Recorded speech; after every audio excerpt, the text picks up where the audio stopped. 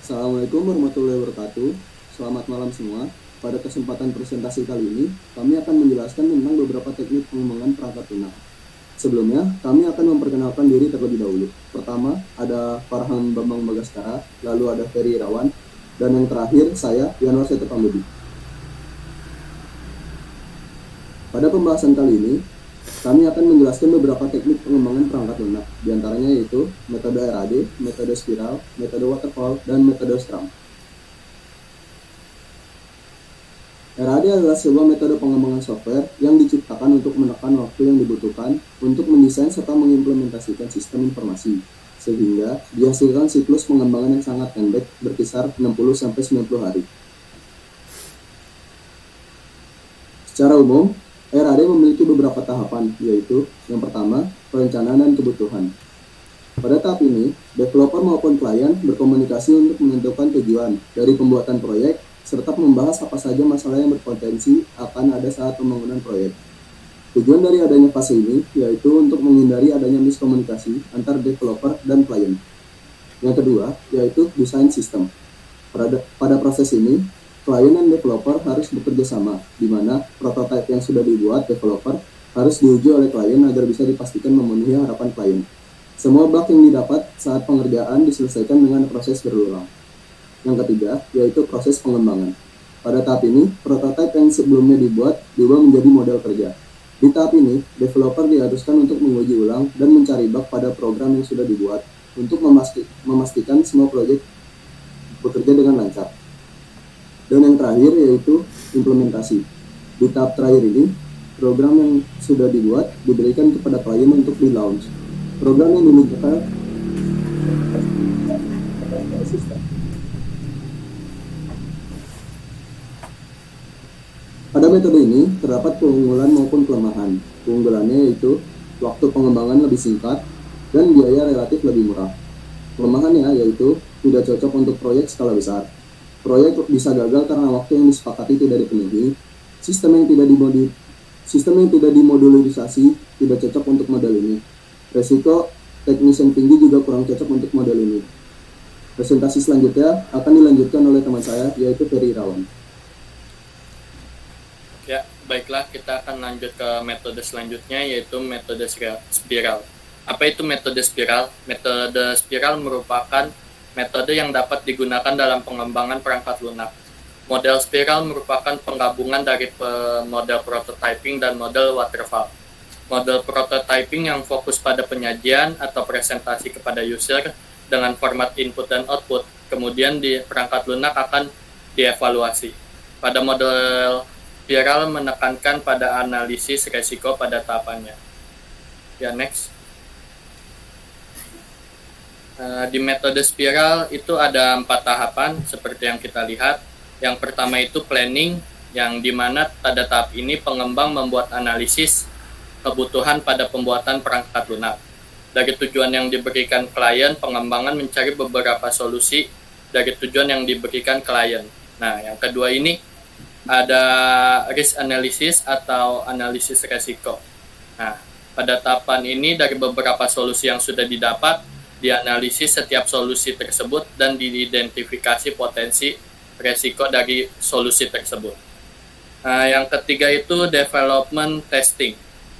Nah, yang setelah ditentukan solusi yang paling optimal, perangkat lunak mulai dibuat untuk segera mendapat feedback dari klien.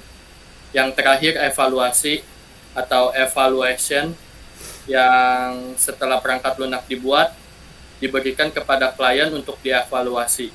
Pada tahap ini juga terdapat informasi terkait pembekalan biaya atau dan perencanaan fase berikutnya.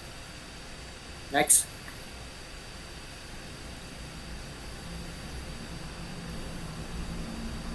Nah, kelebihan atau keuntungan dari metode spiral ini, yang pertama itu sistematis. Nah, pembangunan dan perubahan perangkat lunak yang didapatkan dapat diselesaikan secara sistematis. Yang kedua, mudah dalam mengestimasi biaya karena proses pembuatan prototipe yang jelas dan terencana dalam tahapan yang sistematis.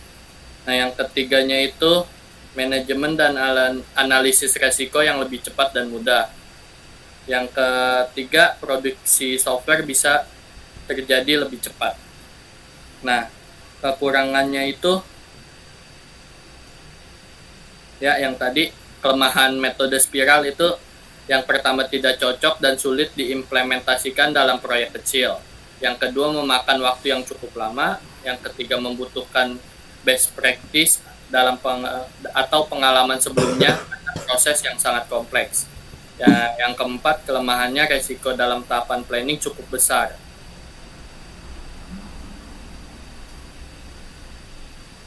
Nah, metode selanjutnya itu metode waterfall. Apa itu metode waterfall? Metode waterfall adalah salah satu jenis model pengembangan aplikasi dan termasuk ke dalam classic life cycle, yang mana menekankan pada fase yang berurutan dan sistematis. Untuk model pengembangannya dapat dianalogikan seperti air terjun, di mana setiap tahap yang dikerjakan secara berurutan mulai dari atas hingga ke bawah.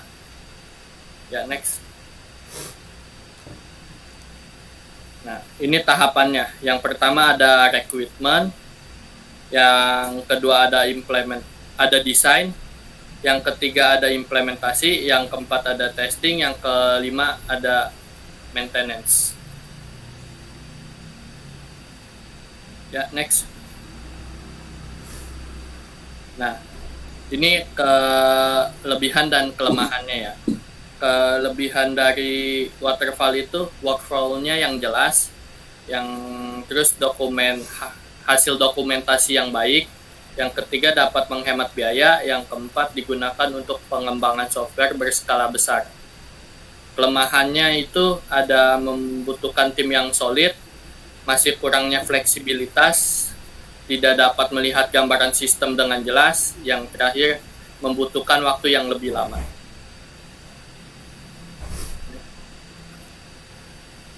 Ya, selanjutnya presentasi akan dilanjutkan oleh teman saya, Farhan Bambang. Oke, terima kasih. Selanjutnya kita memasuki metode Scrum. Apa sih itu metode Scrum? Dapat dikatakan metode Scrum merupakan metode yang dikatakan tanggap terhadap suatu perubahan. Pada metode ini memungkinkan terjadinya perubahan requirement pada saat proses pengembangan perangkat lunak. Scrum memiliki tahapan yang terstruktur dan bersifat perulangan, sehingga jika produk pada increment pertama belum cukup memenuhi kebutuhan, maka pada increment berikutnya dapat dikembangkan sistem yang sesuai dengan evaluasi pengguna. Nah, di sini terlihat beberapa flow di metode Scrum, yaitu ada product backlog, sprint planning meeting, sprint backlog, Scrum Master, daily Scrum, dan yang terakhir finished work. Pada product backlog, di mana pada tahapan ini berisi tahapan yang harus dilakukan oleh tim dengan batasan sesuai prioritas perusahaan. Lalu ada sprint planning. Pada sprint planning dilakukan penyusunan ulang tahapan yang harus dilakukan dalam product backlog menjadi sprint backlog. Terus yang ketiga ada daily Scrum. Pada tahap ini tim berkumpul untuk memastikan perkembangan produk terus berjalan. Terus yang keempat ada sprint review. Pada proses ini project dikerjakan harus sudah selesai untuk kemudian dilakukan review ulang. Dan yang terakhir ada retrospektif proses. Karena metode Scrum merupakan sebuah perulangan, maka proses dari backlog hingga review harus dilakukan kembali dalam proses Scrum project selanjutnya. Next. Nah, di metode Scrum ini tentunya ada keuntungan dan kelemahan. Pada keuntungan di sini membantu menghemat biaya atau biaya relatif murah dan membantu memonitor aktivitas serta meningkatkan produktivitas. Adapun kelemahannya yaitu identifikasinya sangat sulit, terus kemungkinan gagal karena diatur dengan ketat. Oke, terima kasih atas presentasinya teman-teman. Semoga yang nonton dapat mengerti kurang lebihnya mohon maaf. Assalamualaikum warahmatullahi wabarakatuh.